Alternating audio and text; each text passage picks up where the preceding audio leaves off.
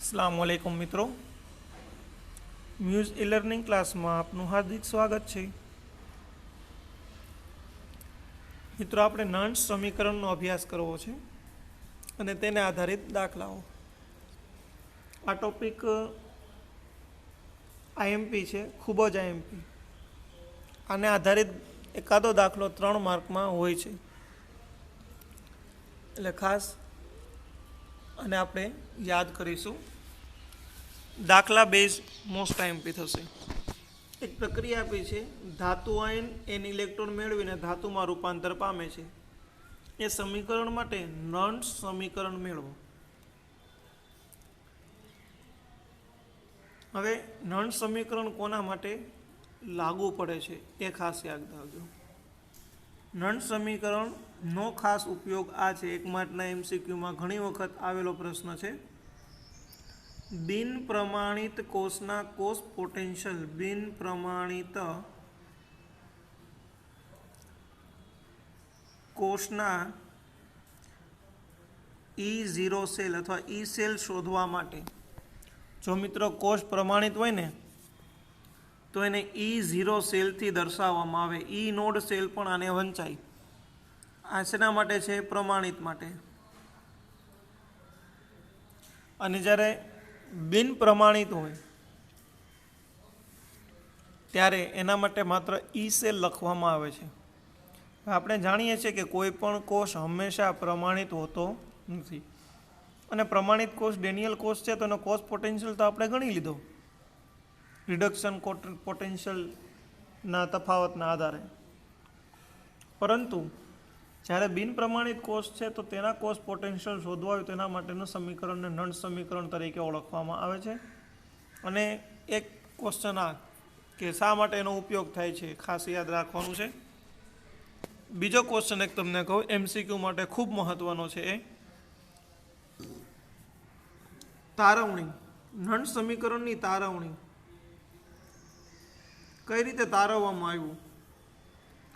ઉષ્મા ગતિ શાસ્ત્ર થર્મોડાયનેમિક્સ પરથી નંદ સમીકરણની સાબિતી આપવામાં આવેલી છે। નંદ સમીકરણને તારવવામાં આવેલું છે। આ સેકન્ડ એમસીક્યુ માટેનો ક્વેશ્ચન છે, યાદ રાખજો। હવે સમજીએ નંદ સમીકરણ। નંદ સમીકરણને આપણે વિદ્યુતધ્રુવ પોટેન્શિયલ સ્વરૂપે લખીએ। એન પ્લસ આયન છે, એન ઇલેક્ટ્રોન મેળવે છે અને ધાતુમાં રૂપાંતર થાય તો આપણે રિડક્શન પોટેન્શિયલ લખીએ છીએ।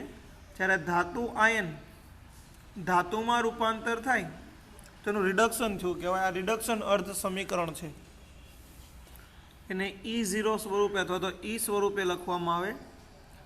આ બિન પ્રમાણિત અને પ્રમાણિત E0 માઇનસ RT/NF ln એમના છેદમાં એમ પ્લસ આયનથી એને દર્શાવવામાં આવે છે। જ્યાં એમ બરાબર સાંદ્રતા 1 મોલર છે, તો 1 મોલર સાંદ્રતા માટે ઘન પદાર્થની સાંદ્રતા અચળાએ લેવામાં આવે, 1 મૂકો તો સમીકરણ આવું બનશે, minus RT/NF ln 1/Mn2 plus ion. આમાં બિન પ્રમાણિત સાંદ્રતા એ પોટેન્શિયલ છે અને 0 એટલે પ્રમાણિત રિડક્શન પોટેન્શિયલ થયો। R બરાબર વાયુ અચળાંક 8.314 જૂલ કેલ્વિન પર મોલ લઈ શકાય। ફેરેડેનો અચળાંક 96487 અથવા 96500 રાઉન્ડ ફિગરમાં આપણે લઈ શકીએ છીએ। ટી તાપમાન અને એમ પ્લસ આયનની સાંદ્રતા મોલારિટીમાં। આ નંદ સમીકરણનું સાદું સ્વરૂપ હતું। હવે ડેનિયલ કોષ માટે નંદ સમીકરણની તારવણી, એનું ઇક્વેશન આપણે જોઈએ।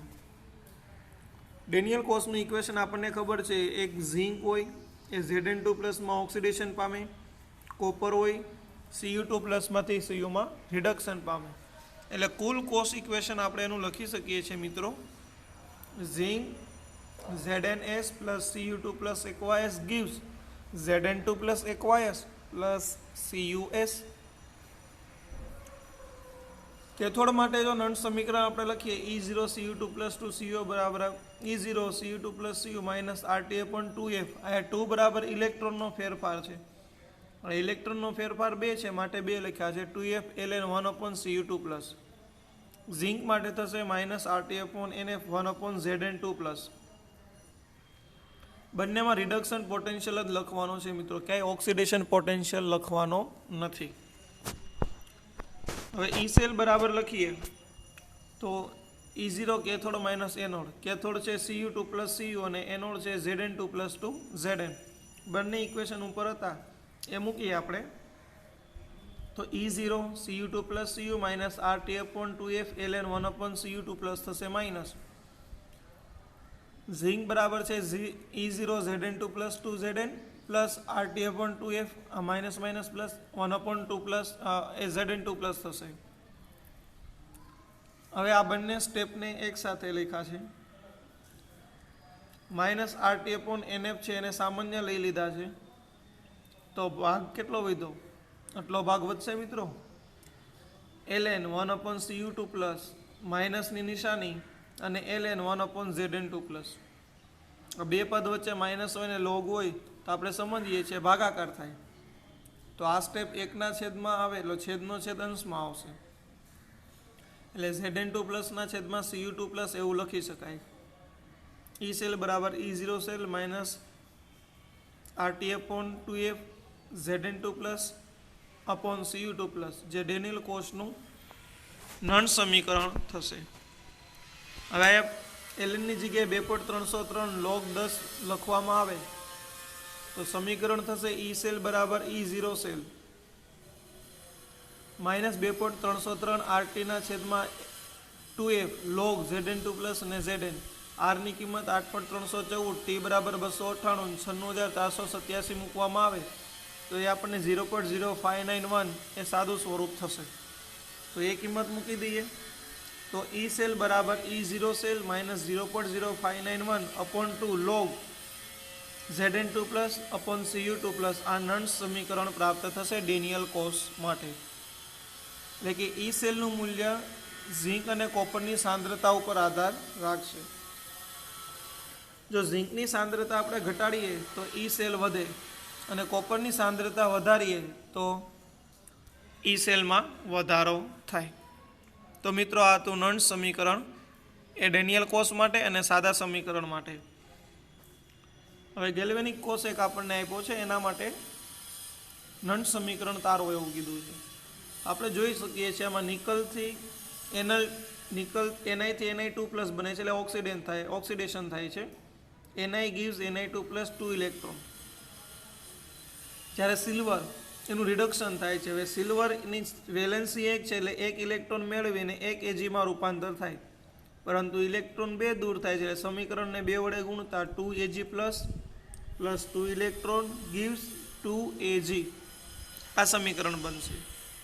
હવે બિન પ્રમાણિત માટે ઈ સેલ અને પ્રમાણિત માટે E0 સેલ. n બરાબર પ્રક્રિયામાં ભાગ લેતા ઇલેક્ટ્રોનની સંખ્યા, તો ઇલેક્ટ્રોનની સંખ્યા છે 2. આપણે જોઈ 2 સંખ્યા છે. ઈ સેલ બરાબર E0 cell minus RtF(2f) Ln Ni2+/Ag+2.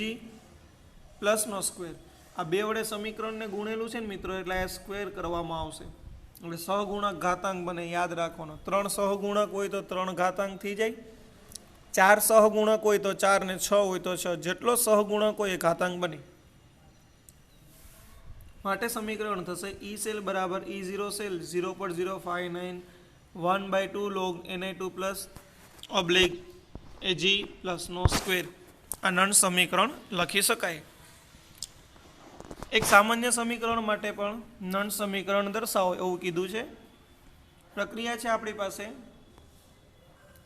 એના A mall, Bina B mall, n ઇલેક્ટ્રોનનો ફેરફાર, નિપજ Cના C મોલ અને નિપજ Dના D મોલ. E0 સેલ પ્રમાણિત કોષ પોટેન્શિયલ. ઈ સેલ બરાબર આપણે લખી શકીએ E0 cell minus RtF(NF) Ln Q. Ln Q બરાબર નિપજની સાંદ્રતા એના છેદમાં પ્રક્રિયકની સાંદ્રતા C(C) D(D) A(A) અને B(B) લખવાનું. RtF(NF) આપણને ખબર છે 0.059 અને n મોલ ઇલેક્ટ્રોન છે એટલે આપણે n દર્શાવેલું છે. તો આ સમીકરણ આ રીતે દર્શાવી શકાય. ઈ સેલ બરાબર E0 cell minus 2.303 RT upon NF log C/CD એટલે નિપજની સાંદ્રતાના છેદમાં પ્રક્રિયકની સાંદ્રતા.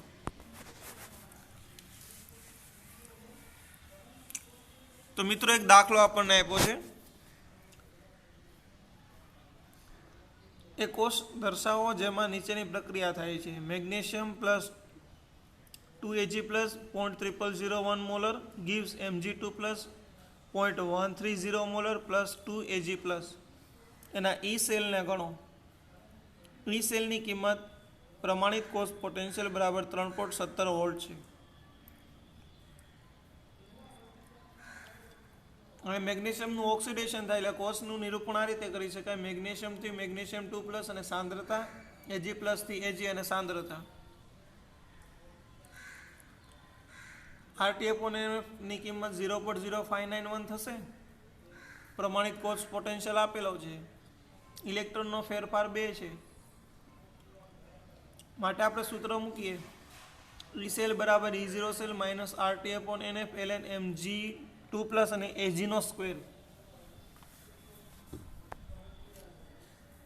ઈ સેલ બરાબર 3.17 વોલ્ટ માઇનસ 0.0591/2 લોગ 0.130 એના છેદમાં 0.0001 નો સ્ક્વેર.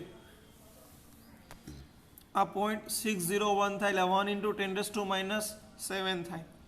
એ છેદમાં હોય ઉપર આવે એટલે 10⁻+7 થાય ને 1.30 કરો એટલે 0.1 રાખો એટલે 1.3 થાય. 0.3 છે 0.1 થી ડિવાઈડ કરો એટલે 1.3 થશે 10⁻7 અને 0.0295 અથવા 2956 એ 0.059/2 આવશે. સાદું સ્વરૂપ આપશું એટલે 3.17 માઇનસ 0.21 2.96 વોલ્ટ આવશે. આ દાખલો પણ મિત્રો ઘણી વખત એક્ઝામમાં આવી ગયેલો છે. IMP છે. ખૂબ સરળ છે. સમજી અને વ્યવસ્થિત પ્રેક્ટિસ કરીને લખજો હોમવર્કમાં. ડેનિયલ કોષ ઉપરથી સંતુલન અચળાંક સમજાવો. ડેનિયલ કોષનું ઇક્વેશન આપણને ખબર છે. Zinc S plus Cu2 plus gives Zn2 plus CuS. Anode ઉપર ઓક્સિડેશન તો કે ઝિંકમાંથી Zn2 પ્લસ એમાં દ્રાવણમાં Zn2 પ્લસની સાંદ્રતા વધતી જાય. એ જ સમયે Cu2 પ્લસનું રિડક્શન થઈ Cu2 પ્લસની સાંદ્રતા ઘટે. પરિણામે એનોડમાં વોલ્ટેજ વધે અને કેથોડમાં વોલ્ટેજ ઘટતો જાય. જેના આયનની સાંદ્રતા વધે એનો વોલ્ટેજ વધે, આયનની સાંદ્રતા ઘટે તેનો વોલ્ટેજ ઘટે. હવે મિત્રો થોડા સમય પછી જ્યારે રાસાયણિક પ્રક્રિયા આપણે આગળ વધીએ તો દ્રાવણની સાંદ્રતામાં આયનનો ફેરફાર જોવા મળતો નથી.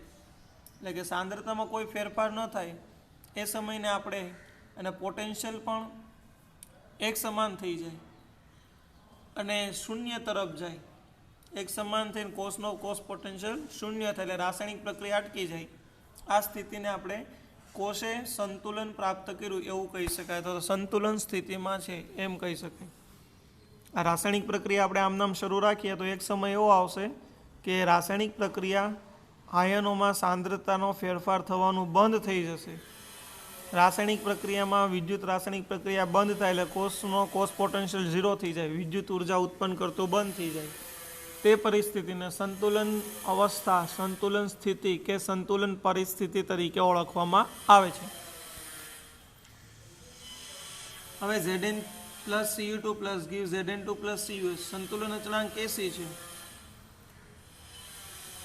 તો આપણે Kc બરાબર શું લખી શકીએ? Zn2 પ્લસની સાંદ્રતા અને Cu2 પ્લસની સાંદ્રતા. હવે કોષનો કોષ પોટેન્શિયલ ઈ સેલ બરાબર 0 વોલ્ટ અને n બરાબર 2 છે. તો ડેનિયલ કોષને આ રીતે લખી શકાય. 0 ઈ સેલ બરાબર E0 cell minus 2.303 RT/2F Zn2 plus અને Cu2 પ્લસ. અહીંયા તો લોગ Kc મૂકવાનું છે અને 0.059 આવશે. એટલે પહેલાં આપણે લોગ Kc આ સ્ટેપમાં મૂકી દીધું.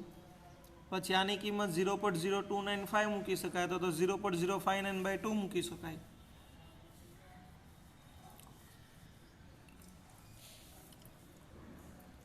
કેસીને સૂત્રનો કરતા બનાવીએ તો કેસી બરાબર ઇક્વેશન એવું થશે E0 સેલ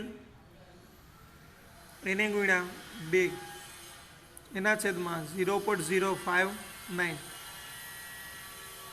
ઈ સેલની કિંમત આપણને ખબર છે 1.1 વોલ્ટ એના ગુણ્યા 2 એટલે 2.2 થશે 0.059 એટલે 37.288 થાય આનો એન્ટીલોગ જોવાનો એન્ટીલોગમાં મિત્રો આ 37 છે એ ઘાતાંક બને એ નહીં જોવાનું 0.28 નો 8માં એન્ટીલોગ જોવાનો અને એ કિંમત જે છે 1.997 સમથિંગ આવશે જેને રાઉન્ડ ઓફમાં આપણે 2 લઈએ છીએ તો 2 ગુણ્યા 10⁻⁻³ એ આનો જવાબ થશે એટલે કે ડેનિયલ કોસ્ટના સંતુલન અચળાંકની કિંમત સંતુલન સ્થિતિ હોય ત્યારે એનો અચળાંક કેટલો મળે સંતુલન અચળાંક તો એનો કિંમત આપણે લખી શકીએ છીએ 2 × 10⁻37 એટલો જવાબ પ્રાપ્ત થાય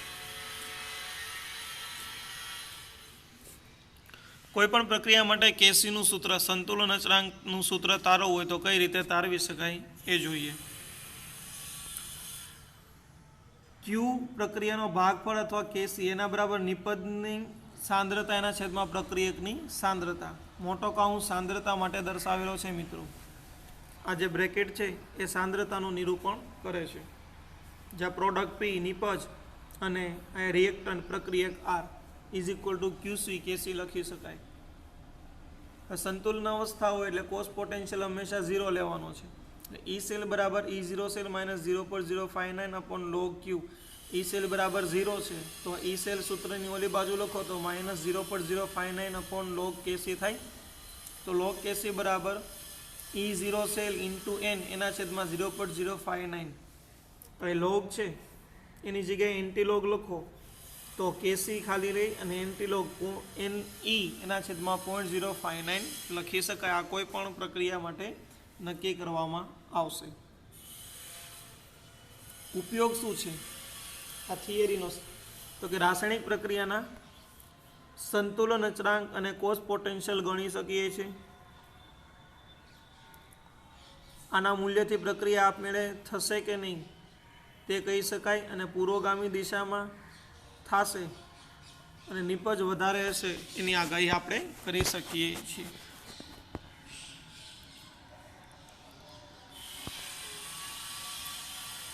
તો મિત્રો બસ આજના લેક્ચરમાં આપણે એક છેલ્લો ઉદાહરણ જોઈ લઈએ પછી નવી થિયરી કાલથી જોશું એક પ્રક્રિયા આપી છે Cu+2Ag gives Cu2+2Ag એના માટે સંતુલન અચળાંક ગણો ECl બરાબર 0.46 volt copper +2Ag gives Cu2+ અને 2Ag